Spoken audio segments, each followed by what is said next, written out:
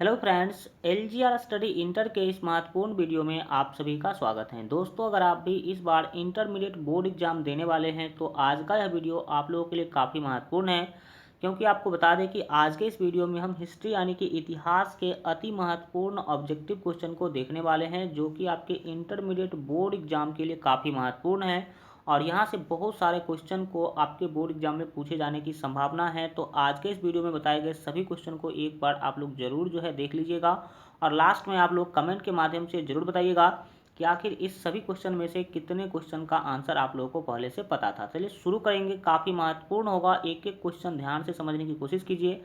यहाँ आपका फर्स्ट महत्वपूर्ण क्वेश्चन के द्वारा पूछा जा रहा है, गुप्त शासन का आरंभ हुआ यानी कि गुप्त वंश का स्थापना कब हुई, ये आपको बताना है। तो एक का यहाँ पर आपका डी ऑप्शन सही होगा, याद रखेंगे 320 ईस्वी में गुप्त वंश का शुरुआत हुआ था, याद रखेंगे। और गुप्त वंश के जो संस्थापक थे वो श्री गुप्त थे, ठीक है, श्री गुप्त थे, ये भी आप याद रख सकते हैं गुप्त वंश के संस्थापक का नाम।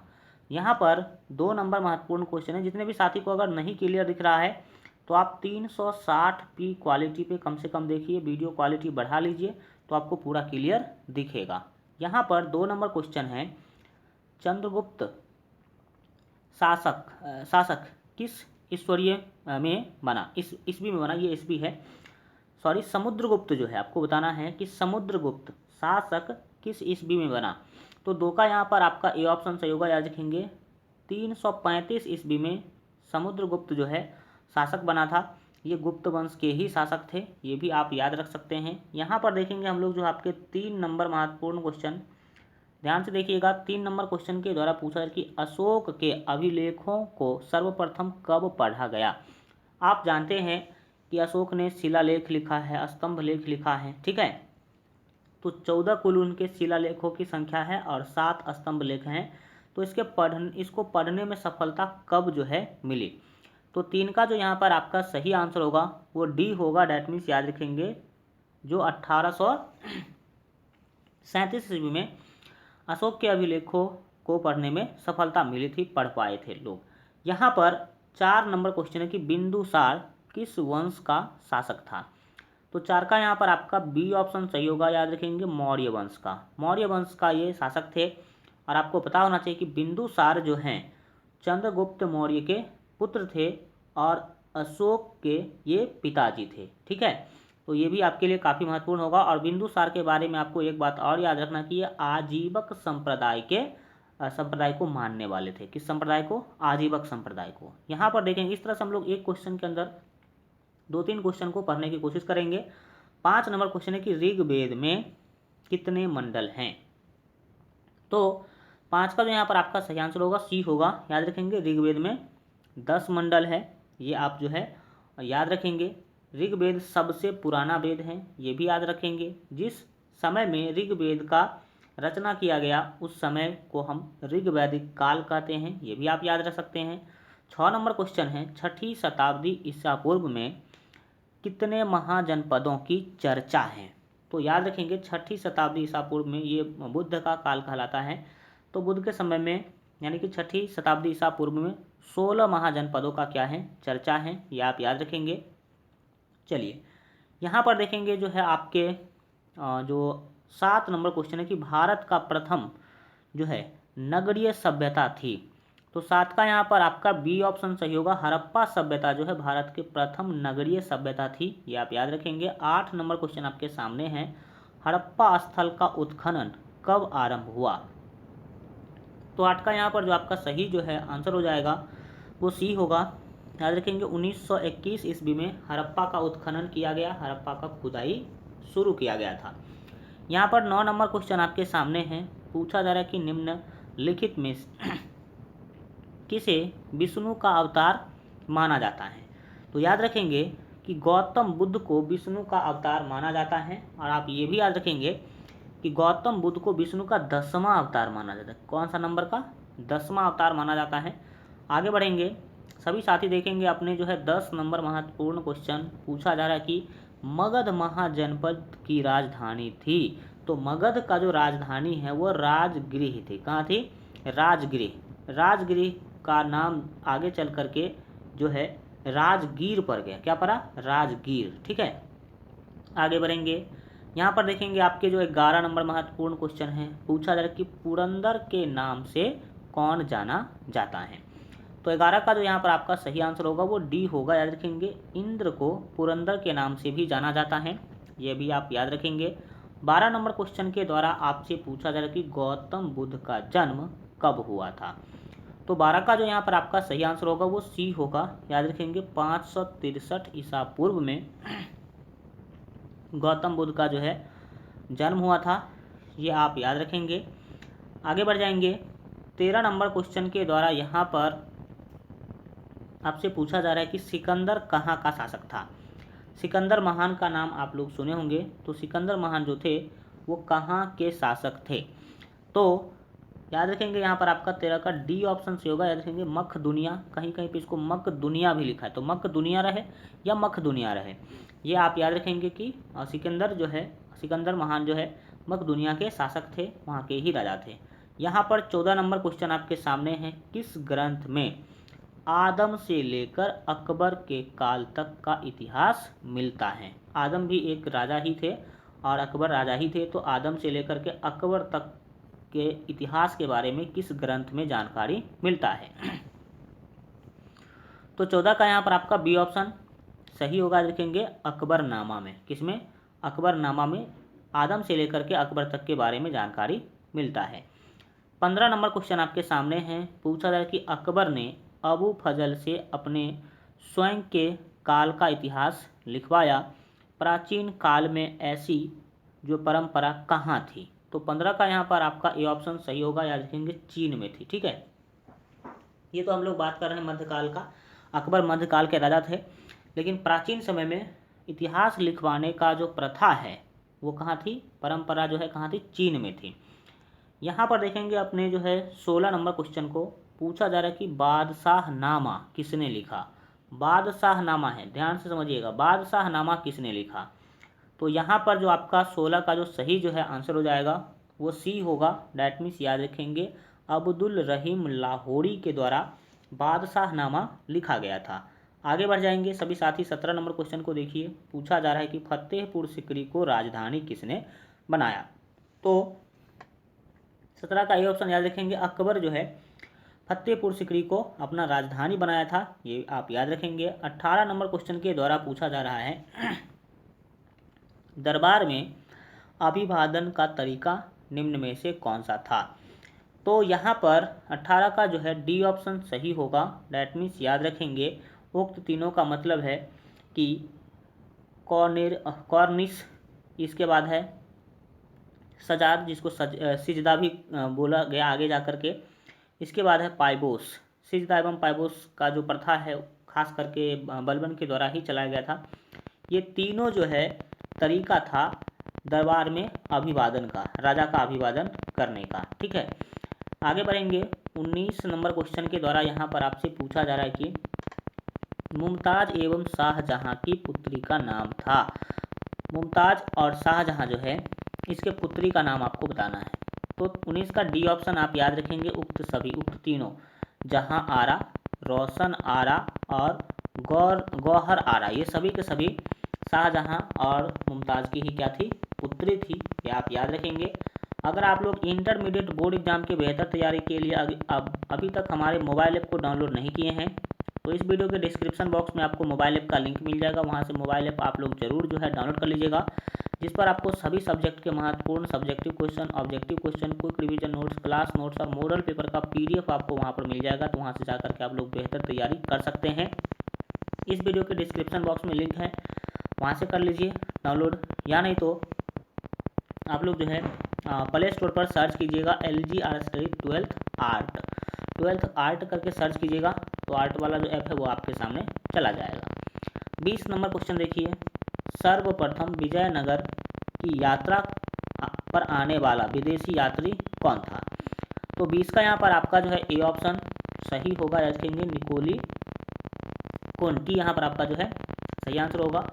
21 नंबर क्वेश्चन है, अपना यात्रा वृत्तांत जो है आप देख सकते हैं कि मतल द सादेन जो है सादेन नाम से किस विदेशी यात्री ने लिखा था? तो यहाँ पर 21 का जो आपका सही आंसर होगा वो बी होगा।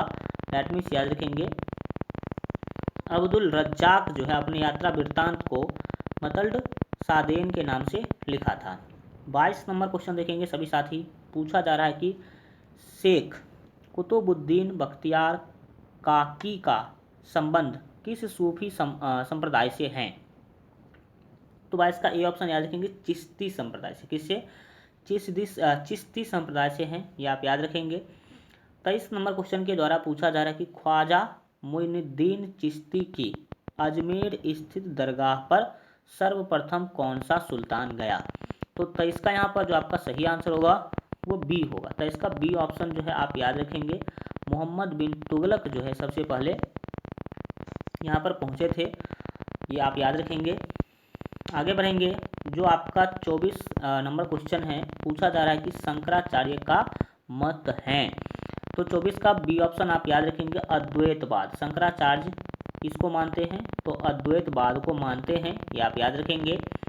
आगे बढ़ेंगे। 25 नंबर क्वेश्चन यहाँ पर आपके सामने है। पूछा जा रहा है कि भारतीय अध्ययन संबंधी बाधाओं का वर्णन किस विदेशी यात्री ने किया?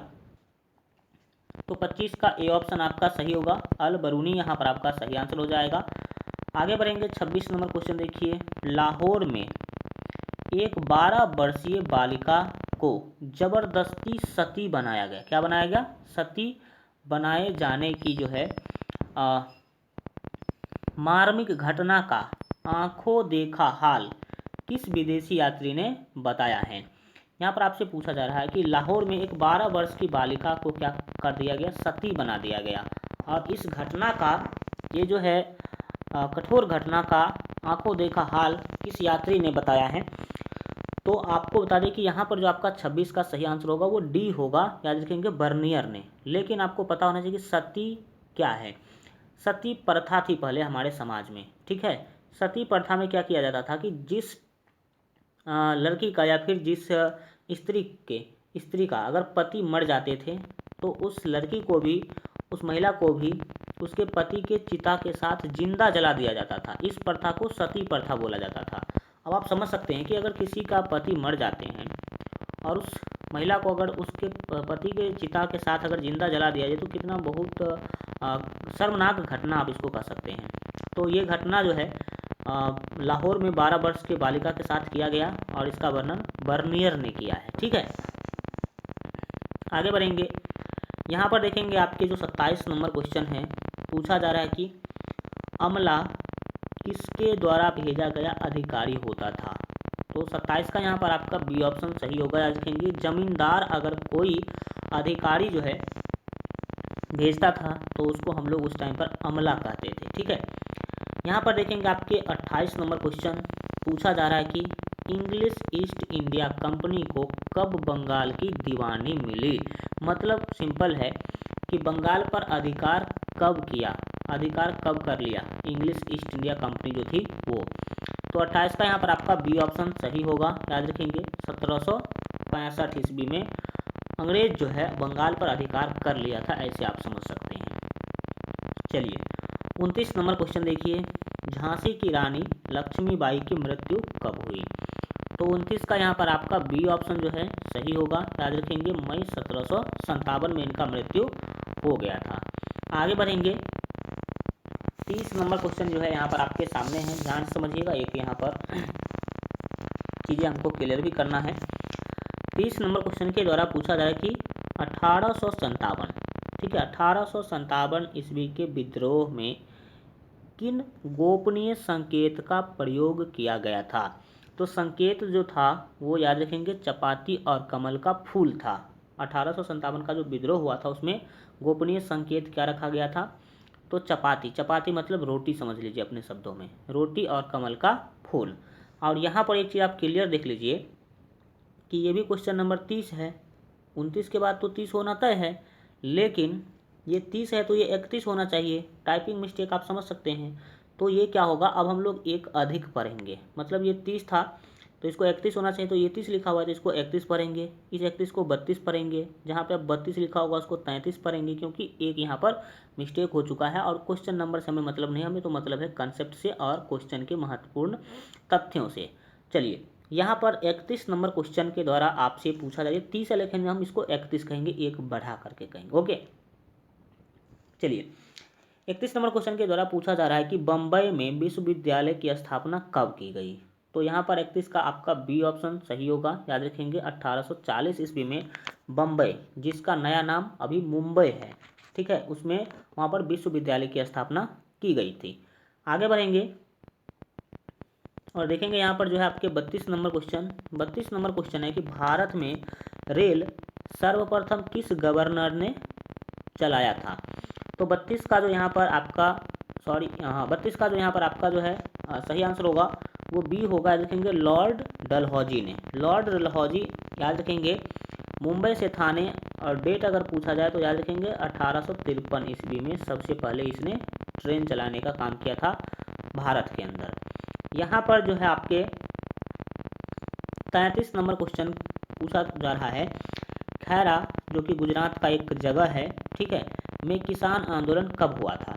तो यहाँ पर आपका जो 33 का सही जो है आंसर होगा वो आपका बी होगा। डेट मीन्स याद रखेंगे 1918 ईस्वी में। 34 नंबर क्वेश्चन आपके सामने है, सभी साथी समझने की कोशिश करेंगे। 34 के द्वारा पूछा जाए कि जालियांवाला बाग हत्याकांड कब हुआ था। सिंपल सी क्वेश्चन है, 13 अप्रैल 1919 यहाँ पर आपका सही आंसर हो जाएगा। 35 नंबर क्वेश्चन है, काला कानून किसे कहा गया। तो 35 का यहाँ पर आपका जो सही आंसर होगा वो आपका ए होगा। डेट मीन्स याद रखेंगे रॉलेट एक्ट को ही काला कानून कहा गया था, क्योंकि ये भारतीयों के दृष्टि से बहुत ही खतरनाक कानून था। दूसरा, ये नियम के विरुद्ध कानून था। कोई भी अगर अपराध करता है कोई भी व्यक्ति, तो उसके अपराध को जब तक आप सिद्ध नहीं करेंगे तब तक दंड नहीं होता है। लेकिन काला कानून यानी कि रॉलेट एक्ट में लिखा हुआ था कि, और याद रखेंगे ये 1919 में लाया गया था। रॉलेट एक्ट कब भारत आया था, 1919 में, ठीक है। 1919 में अंग्रेजों ने एक ऐसा नियम बनाया जिसमें शक के आधार पर फांसी तक की सजा भी दिया जा सकता था। उसे ही रॉलेट एक्ट बोला गया था, उसका नाम था, और इसे हम भारतीयों ने इसे काला कानून कहा था, ठीक है। चलिए 36 नंबर क्वेश्चन देखिए, भारत छोड़ो आंदोलन किस वर्ष हुआ।